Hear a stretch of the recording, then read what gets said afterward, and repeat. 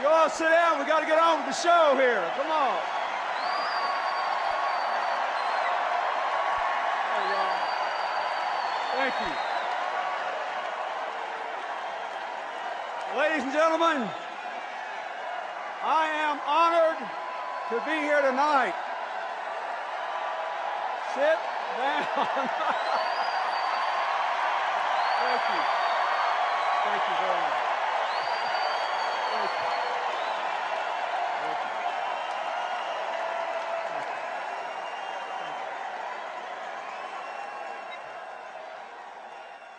I am honored to be here tonight. Please stop. Thank you. Please stop. Sit down. Sit down. Thank you. Please sit. Please sit. You know, I love this, and I thank you. But we have important work to do tonight. I am here first to support Barack Obama.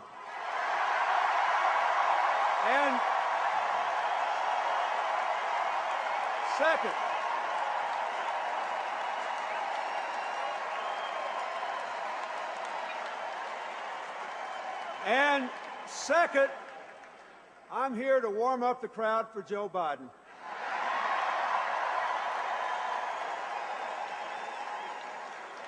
Though, as you will soon see, he doesn't need any help from me. I love Joe Biden, and America will too. What a year we Democrats have had. The primary began with an all-star lineup, and it came down to two remarkable Americans locked in a hard-fought contest right to the very end. That campaign generated so much heat, it increased global warming. Now, in the end, my candidate didn't win, but I'm really proud of the campaign she ran. I am proud that she never quit on the people she stood up for, on the changes she pushed for, on the future she wanted for all our children. And I'm grateful for the chance Chelsea and I had to go all over America to tell people about the person we know and love. Now, I am not so grateful for the chance to speak in the wake of Hillary's magnificent speech last night. But I'll do the best I can.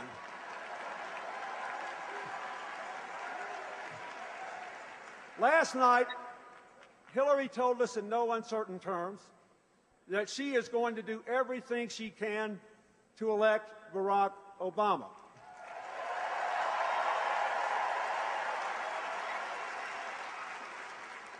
That makes two of us.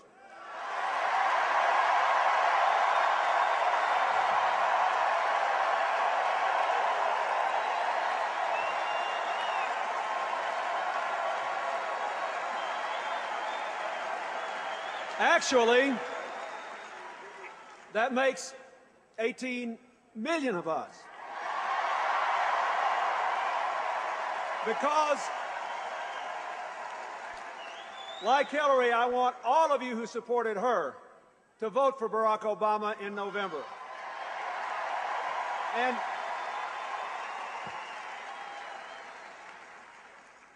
here's why. And I have the privilege of speaking here, thanks to you, from a perspective that no other American Democrat except President Carter can offer. Our nation is in trouble on two fronts. The American dream is under siege at home, and America's leadership in the world has been weakened. Middle-class and low-income Americans are hurting, with incomes declining, job losses, poverty and inequality rising, mortgage foreclosures and credit card debt increasing, health care coverage disappearing, and a very big spike in the cost of food, utilities, and gasoline. And our position in the world has been weakened by too much unilateralism and too little cooperation. By a perilous dependence on imported oil, by a refusal to lead on global warming, by a growing indebtedness and a dependence on foreign lenders, by a severely burdened military, by a backsliding on global nonproliferation and arms control agreements, and by a failure to consistently use the power of diplomacy, from the Middle East to Africa to Latin America to Central and Eastern Europe.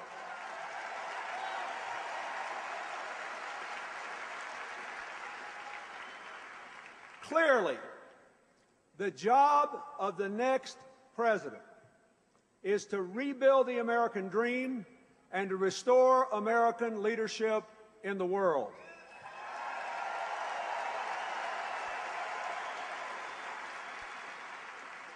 And here's what I have to say about that.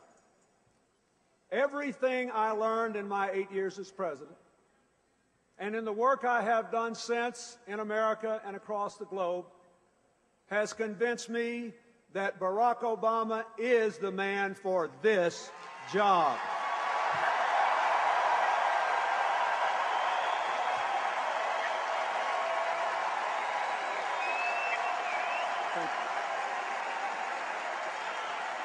Now, he has a remarkable ability to inspire people, to raise our hopes and rally us to high purpose. He has the intelligence and curiosity every successful president needs. His policies on the economy, on taxes, on health care, on energy are far superior to the Republican alternatives. He has shown a clear grasp of foreign policy and national security challenges, and a firm commitment to rebuild our badly strained military. His family heritage and his life experiences have given him a unique capacity to lead our increasingly diverse nation in an ever more interdependent world.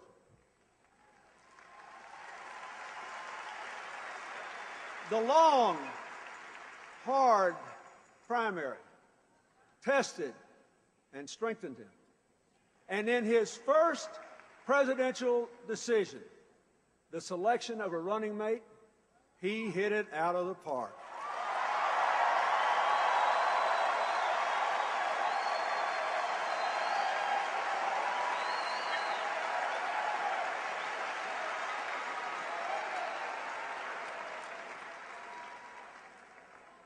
With Joe Biden's experience and wisdom, supporting Barack Obama's proven understanding, instincts, and insight, America will have the national security leadership we need.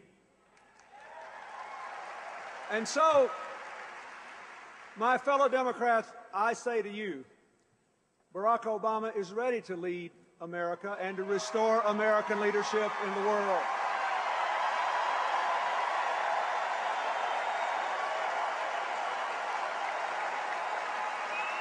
Barack Obama is ready to honor the oath to preserve, protect, and defend the Constitution of the United States.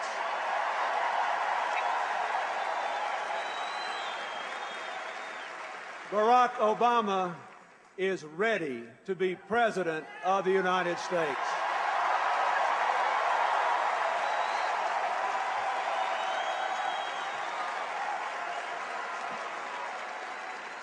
As president, he will work for an America with more partners and fewer adversaries. He will rebuild our frayed alliances and revitalize the international institutions which help to share the cost of the world's problems and to leverage the power of our influence.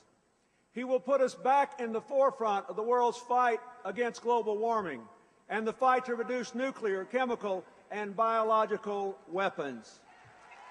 He will continue and enhance our nation's commendable global leadership in an area in which I am deeply involved, the fight against AIDS, tuberculosis, and malaria, including, and this is very important, a renewal of the battle against HIV and AIDS here at home.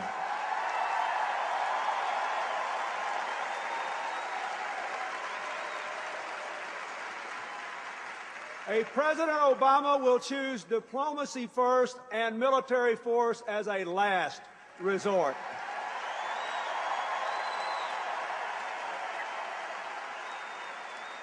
But in a world troubled by terror, by trafficking in weapons, drugs, and people, by human rights abuses of the most awful kind, by other threats to our security, our interests, and our values, when he cannot convert adversaries into partners, he will stand up to them.